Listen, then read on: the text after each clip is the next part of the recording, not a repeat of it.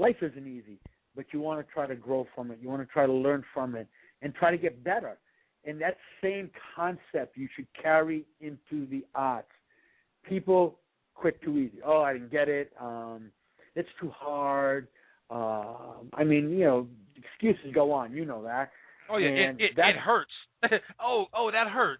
Yeah, it's gonna hurt. It's gonna hurt till it stops hurting. It's just the way it is. It's like, yeah, in my kids, same thing. You know what I'm saying? My kids, I have one kid who's a brown belt. He's been with me over 4 years.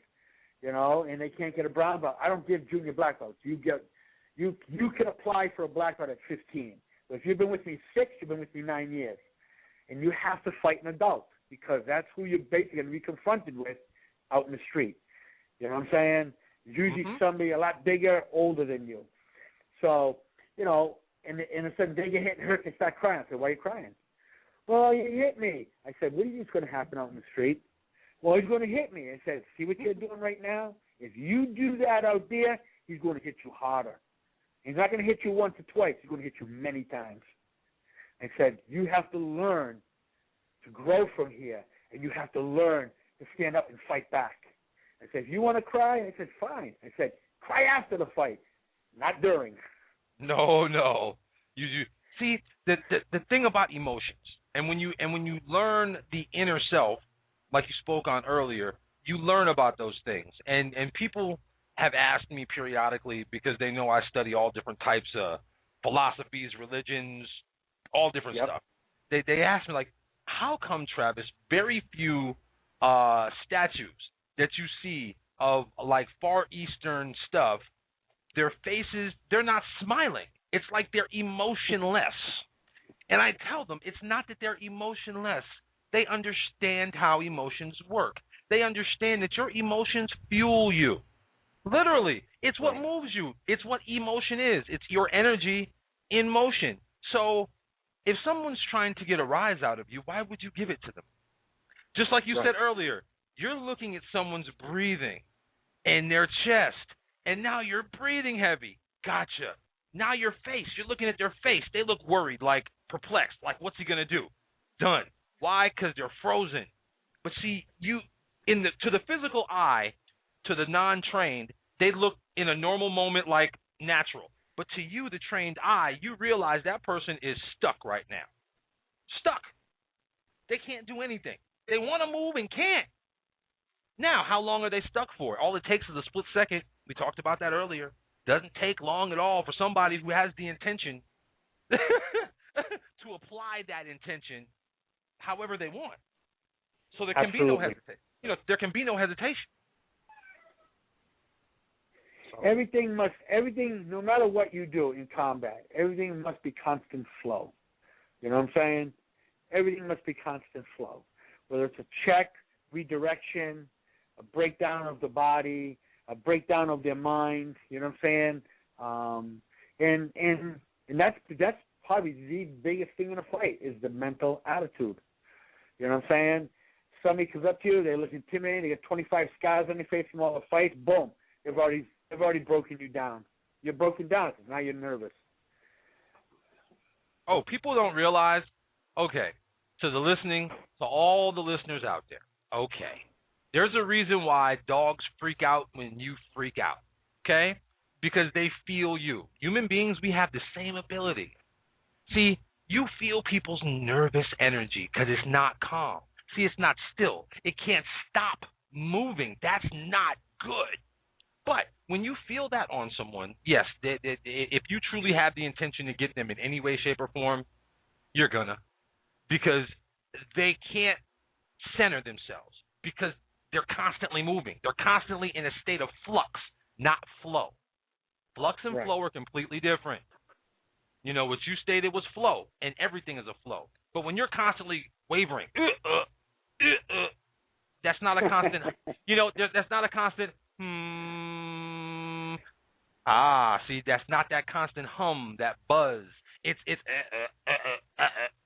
that's a feeling. You can feel people's energy like that. You really can. Honestly, people, try it sometime. Really do. Sit down and really feel yourself. And once you start to feel yourself, you'll be able to feel those around you. Now, that's a double-edged sword. I will put that out there because sometimes you will feel things you do not want to feel. because once you open yourself up that way, people's emotions start to kind of affect you. So you got to kind of be Right. like, okay, that's yours. You can keep that. That's not mine. That's yours. But when you're in the street and you're in training and you're in combat and you're in life, you can use that flow, that feeling of the flow. And you can use it like the science that it is to guide you as a guidance system. It's such a beautiful thing. It will never steer you and put you in a situation you do not need to be in. Absolutely. You know what I'm saying? And that's where, in a true martial art, and that's one thing you have to learn, ego can't play a role in it. When ego plays a role in it, it can get you killed. Oh, yeah. Yeah. You know what I'm saying? Because egos, they have no place. Even in life, there is no place for egos. Because when egos come into play, it's like it gets blown into many aspects. Many aspects as in, I think I know more than this grandmaster, or I'm the best, or walking around thinking you're the best is so dangerous. Oh, my gosh, it's so dangerous because somebody's going to take you out. There's so many good martial artists out there. To my eyes, there's nobody the best. Good? Absolutely. You know what I'm saying? The best? No. Anybody can be beaten on any given day. You know? Right. You could get up and have 102 fever, go out and see two guys jump you, boom, they take it. Oh, what a grandmaster he is. Yeah, you're not feeling good. You're having a bad day. You know what I'm saying? Now you're next day you come back and you're feeling healthy again. You're back to yourself. Boom, you drop those same two guys. Okay, you understand? So there's many aspects that can interfere with each individual. Stay humble. My attitude is stay humble. When you stay humble, you'll learn so much more. In life, the arts, you learn so much more. Well, you stay open and you stay out of the box, because the box will condition you to be very egoic and very reactionary. And reactionary in a very bad way, because a lot of people something will happen and they make a judgment, react right then, and not realizing that if they actually took a split second to just be calm and still, truth would have hit them. It would have hit them. It wouldn't have been oh gosh, you know what? I knew it before. Yeah, it's a little too late now. Actions have been made, things have been done. So to sit back and actually take a second to just kind of think about it. Of course, in a fight, you don't have that second. You have to know. And it's got to be a part of you. It's got to be a part of you that is unwavering. Look, if A happens, B's done. It's almost like a human Excel spreadsheet. It's just a bunch of if statements. Absolutely. If this, then this. If this, then this. So it's almost like you could say martial arts is kind of like DOS and compared to computers, because all it is if this, then this, if this, then this, and that's right. All it is just if statements. So I truly understand, Grandmaster Kugel, what you mean about implying the ifs into your craft, because if this, then this, it makes it so much easier for the mind to break down, because once again, if you know how the mind works, it works in steps and patterns, sounds and shapes. So if movement this, then do this. And then that goes off into 1,000 different variations of the same move. Okay. Absolutely. That took 10 years to get. We'll move on to the next move now. What? You mean I'm only going to learn one move in 10 years? Yep. And they think, you're only going to teach me one strike in 10 years. And you say, yeah, I'm only going to teach you one strike in 10 years, and they would probably quit. Not realizing that you told them you would teach them one strike. That one strike has about 1,000 variations. Absolutely. But you know what I'm saying? Because their mind isn't, like you said before, the mind is in a box, because what they think is one strike, is we think is people. That's where their mind was. With somebody else, may say, oh, one punch. Okay. Oh, I can use it this way. I can use it that way. You understand?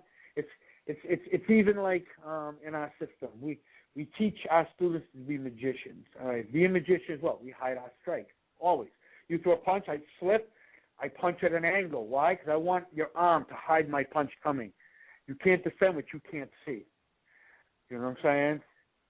Oh, indeed. Indeed, that is so true. That is so. But again, the older forms all taught that. They all taught the. That's what I came up in a boxing household. You know, and my dad was actually trained by Cus D'Amato. Now he basically takes it back. I mean, he got his claim to fame modern day through Mike Tyson. But he, as a boxing purist, gets his props from people. I mean, he's trained so many people who became champion before people even really knew boxing was even really good. I mean, back in the black and white days, you know what I mean, where there was no color TV. That's when he taught. So, you know, my dad learned the true pugilist form of boxing. Right. And how it evolved, and kind of like the old school traditional boxing techniques, which were taken from an inline system and some of the circular systems of some of the martial arts. So I really watched and learned how to slip a punch. But when you slip a punch, if I'm slipping a punch, I'm delivering a punch. So there's no wasted movement. That's why people can't beat Floyd Mayweather. I mean, I don't like his antics outside of the ring.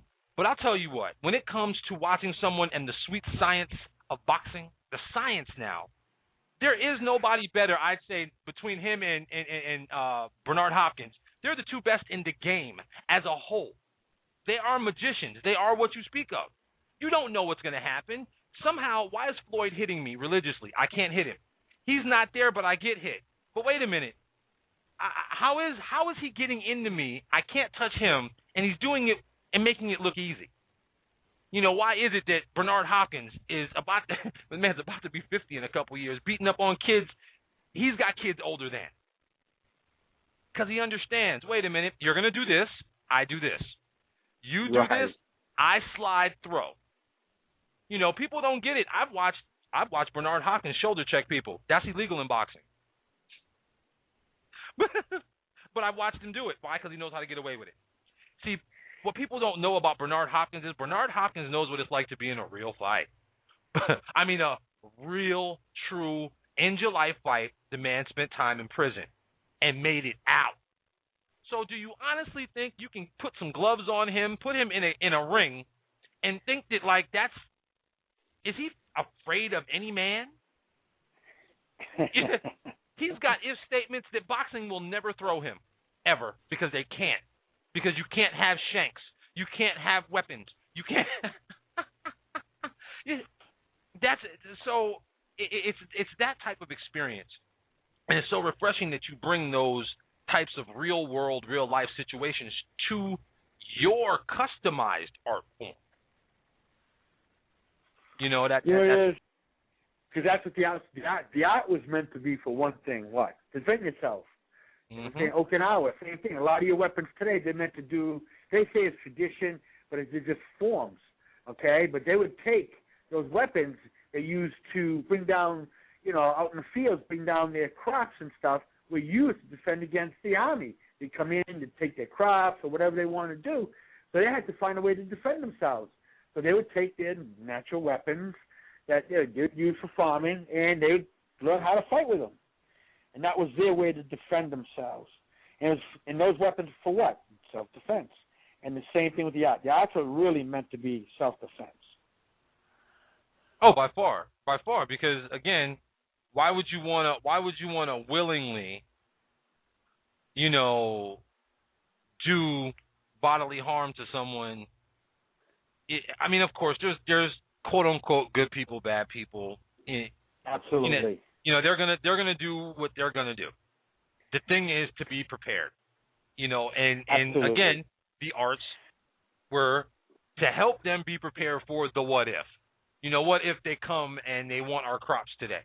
What if they come for some shakedown money and we don't feel like paying, or we just don't have it, and they want to burn down our home or burn down our crops?